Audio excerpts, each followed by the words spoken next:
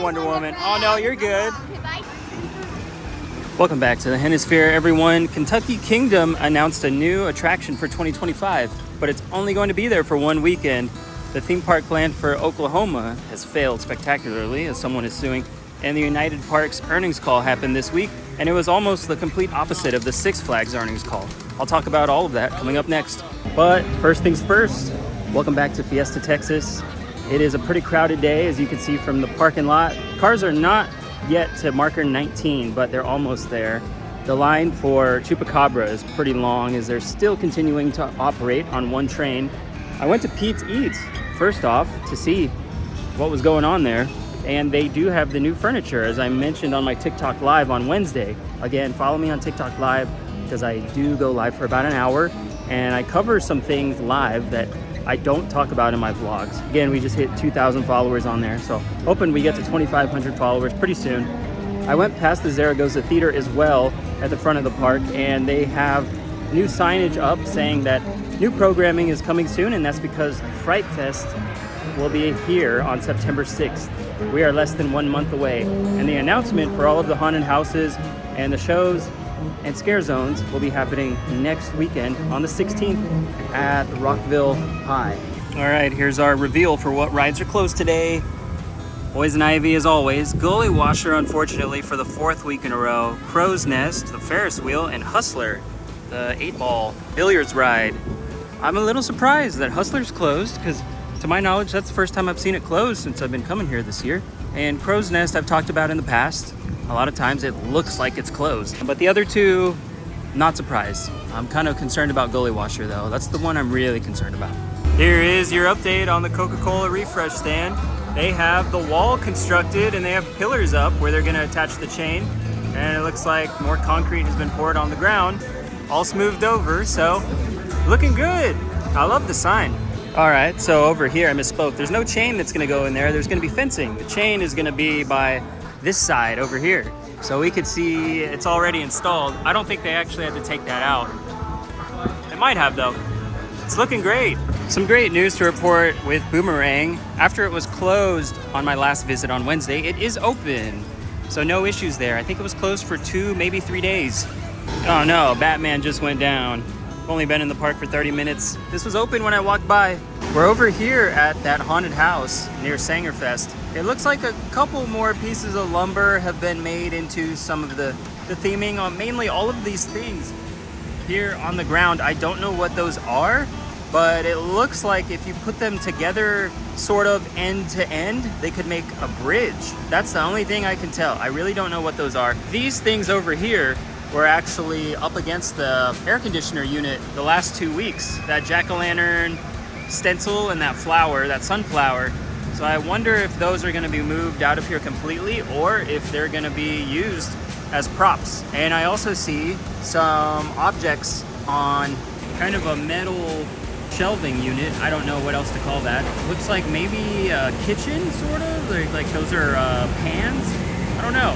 Very interesting, but nothing new has been painted from what I can tell. But I do want to say, maybe the bridge theory of those wooden things has some merit, because that entrance right there is basically aimed right at Bugs Whitewater Rapids. So who knows, we might be crossing Bugs Whitewater Rapids to go to another section of this maze. It could even be where like Kid Flash is or something. I don't know. We'll have to wait and see because that announcement is only 1 week away. Iron Rattler is also open today, so that's a really good sign. All coasters appear to be open, even though Batman is probably still down. Boomerang and this ride were not open on Wednesday when I was here. All good. One thing that I just noticed is quite a few people just left the line, so it might be down. The line is not terribly long though. I imagine they're running 2 trains, but I will confirm. Yes, you can see here, Iron Rattler is sending empty trains, so they have gone down, but testing, they should reopen momentarily. Roadrunner Express, I can confirm, is running 1 train. Got our wait times here. Nothing looks terrible, to be honest. Dr. Diabolical's Cliffhanger is the most I've seen at 35 minutes. Pandemonium has a 20-minute wait. Yeah, Iron Rattler, it says, is temporarily delayed. Ooh, wow, Poltergeist, 50 minutes. That's gotta be because Batman is down as well. Roadrunner, it says, is no wait. That's a surprise. What else? Supergirl Skyflight. Uh-oh, temporarily down. Hopefully it's not stopped halfway up or all the way up. And Superman, Krypton Coaster, 20 minutes. Excuse you. Probably the second loudest ride in the park behind the Ferris wheel, which is closed. So the American Heartland theme park planned for Bonita, Oklahoma was supposed to be under construction from around 2021 to 2024. And it seems that it has completely stalled in recent months, but now there is a 91-year-old investor who is claiming he was duped out of $60 million because people tried to claim that they were God and he needed to follow God's wisdom by paying money. It's all alleged, it's going to trial. It's pretty embarrassing, to be honest, for the theme park community because we really want another park to be built that could potentially rival Disney and Universal somewhere in central United States. In Texas, Oklahoma, Kansas, anywhere would be great. This is another setback, so we know that it's not happening. And as the sign said out front, Gully Washer is not open. And we still have no word on when it's going to reopen. It's pretty sad though, because out here in the Texas heat, we could really use this ride. I bet the line for Bugs Bunny's Whitewater Rapids is 45 minutes to an hour. That's my guess. I gotta go check that though. I did not see it on the video board. This ride is missed so much. Ride Ops did tell me that it is because of maintenance.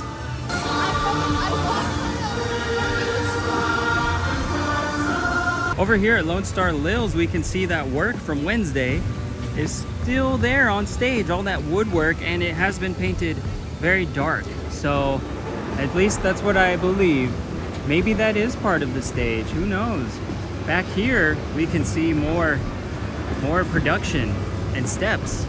It's looking really good, honestly.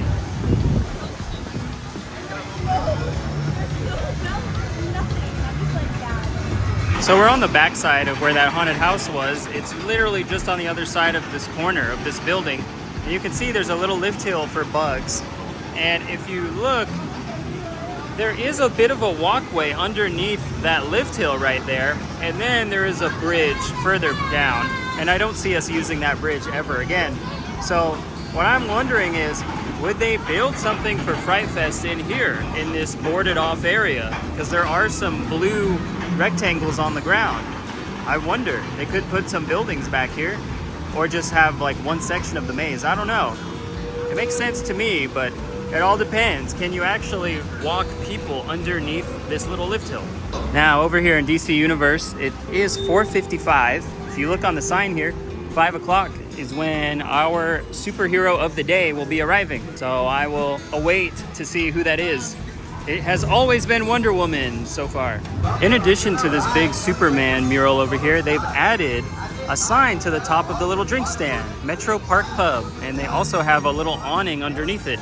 It looks great. And here they come. I see at least 3 superheroes. We have Batman, Wonder Woman as normal, and Harley Quinn. How's it going? Hello. I am. It's for TikTok, yes. Hi, Wonder Woman. Oh no, you're good. Bye. Making our way over to Rockville, but had to stop at the refresh station because it is open and there is no caution tape anymore. The paint has dried. Looking at the lines for Joker and everything else over here on the backside of the DC Universe, it's actually not bad.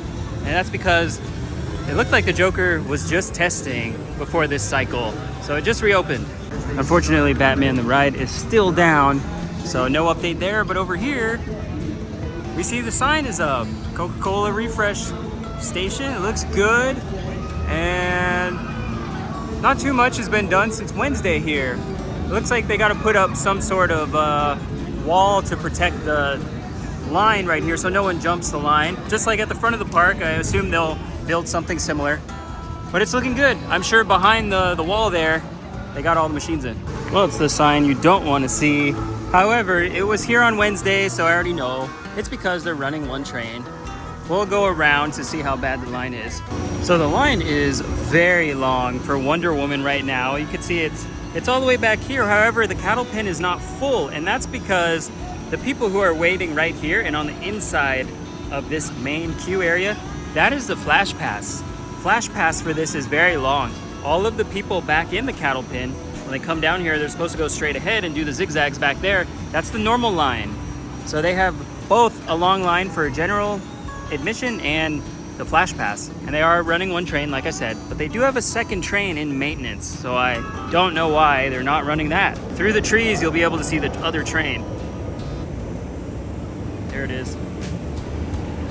Right there. Looks like they're running at least 3 trains on Pandemonium right now, which is fine. I would really like it if they ran 4, but the line isn't bad. It's actually in the fun house. So it said 20-minute wait. I don't believe it's 20 minutes, probably 10. Another good sign, Hurricane Force 5 is operating like normal. You see that walk-through haunted attraction back there. That thing is super fun and it's free. There are 2 of those here that are free. They usually have this one and the water park every year that you don't have to pay extra for. You don't have to buy Fright Fest wristband for haunted house access. And of course, we saw it at the beginning of the day. The Crow's Nest is closed right now. Don't know if it's been closed for a while or if it's just today, but we will be checking on this ride now every time we come here, just to see if any work is being done. I can't see anything at the moment, although there is some PB blaster and some gloves and rags over there and some light bulbs. So we will check back next week.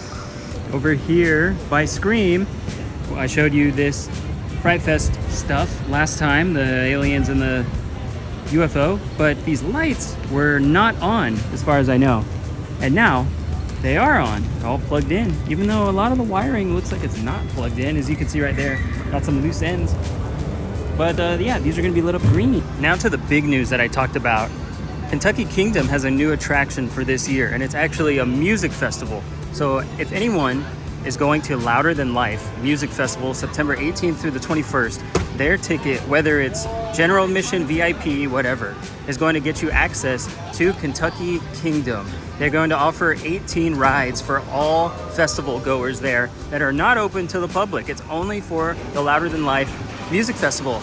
And this is a great idea in my mind. It's like EDC for metalheads, because you've got so many attractions now. This sounds like so much fun. I wish a lot of other music festivals would do this. There's a lot of cool bands there. Some that I really like Slayer, Avenged Sevenfold, Sleep Token. I really like Bad Omens right now, and so much more, like Mudvayne, Deftones. A lot of awesome bands. It's a really long festival, 4 days, and they get to experience Kentucky Kingdom from 2 p.m. to 9 p.m. each day. All right, guys, we're doing Supergirl Skyflight. Should be fun. That was a really fun ride on Supergirl Skyflight. Now we're gonna come right over here to Superman Krypton Coaster. We're gonna be riding it for the first time since it went back to 2 train ops. First time in 2 months, actually.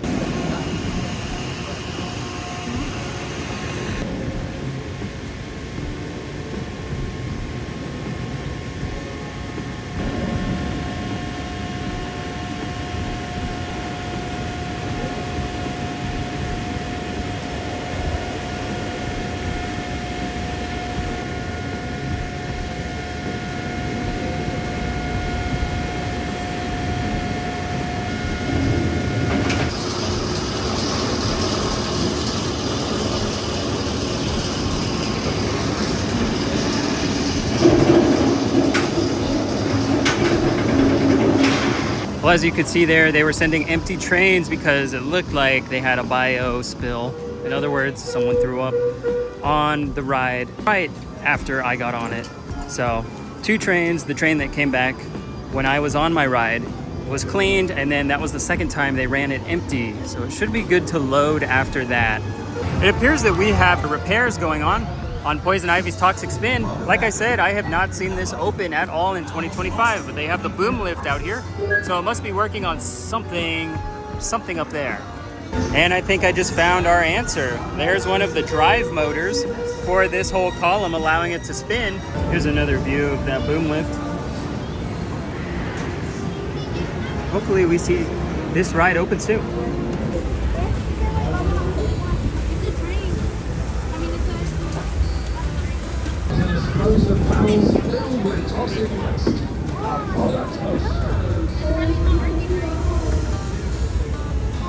I just caught a glimpse of Batman the Ride testing. It was nobody on it, but it is good to see after roughly 4 hours, it is finally back to testing. So maybe it will open for the end of the night. And I did mention I saw the United Parks earnings statements and investors meeting info. I listened to the entire 45-ish minute call, and it was almost the opposite of Six Flags. While they did say that weather impacted some of their financials as well, they said that they will be making up for it by opening on certain days for the rest of the year that they were not planning to, because they want to have good weather days to replace those bad weather days.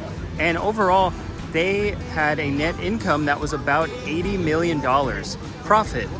Remember, Six Flags had a $75 million loss as their net income. United Parks, which owns SeaWorld in San Antonio, San Diego, and Orlando, as well as the Busch Gardens parks and a lot of water parks and Sesame Place, they provided a lot of info. There was a 12-page PDF that I can post some screenshots to, but I'm not going to right now. I'm going to do a separate video all about it. But they specifically mentioned that SeaWorld Orlando did amazing considering that Universal Studios Epic Universe opened a couple months ago. And people said that it was going to hurt all of the other Orlando theme parks. It actually benefited all of them because SeaWorld Orlando had a rise in attendance and revenue and net income. Pretty awesome.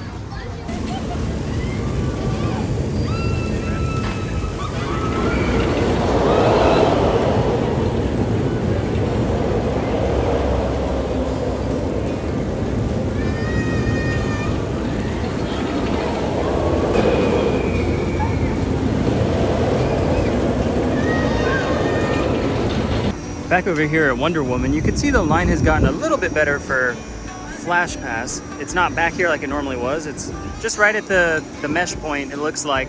And yeah, Cattle Pen is still pretty full. I've seen some people walking backwards out of the queue. So this is probably the longest line here. One thing that's holding this line back is that the train seats 8 people, but it looks like 2 of the rows are not operational. So it's only sending 6 people per train. I came over here to look at the queue for Pirates of the Deep Sea. All of these people just exited the entry queue, so I think it's gone down. Oh well. Well, the good news is Batman is reopening. The bad news is there's nobody on it still. So we will see if they allow riders on this next one.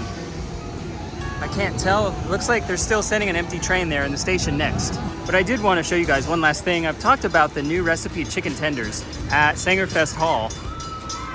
And